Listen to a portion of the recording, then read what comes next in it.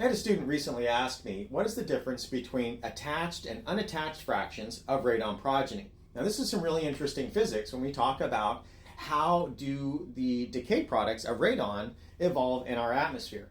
And so it starts with just decay physics. If you look at radon, when it decays, it spits out an alpha. That alpha takes off with it a +2 charge, the 2 protons. And they leave behind in that decay product, the polonium-218, the 2 electrons. So that polonium-218 retains effectively the properties of its noble gas parent. It's basically a noble gas, not really, but it's an isolated heavy metal gas floating around in the air. Now those 2 electrons, it's going to try to neutralize those and transfer those to the nitrogen and the oxygen in the air. But while it's doing that, it might also decay again. And if it spits out a beta, it becomes lead, and that spits out a beta, it becomes bismuth. This process continues until it eventually becomes a stable isotope.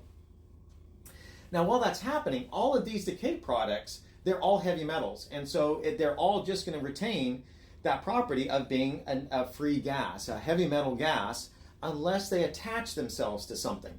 If they attach themselves to something, it's usually just going to be an aerosol. And that aerosol usually is going to be an insulator or a dielectric of some form. It could be organic or inorganic, it could be silicate, it could be sea salt water, it could be pollen, it could be anything, but those are all going to have some dielectric properties. And if I have a floating charge, say one of these decay products that's still got its charge, then it's going to induce a dielectric polarization on that material. And when I induce a polarization by having a charge in the vicinity of that dielectric, it's going to have a positive and a negative side.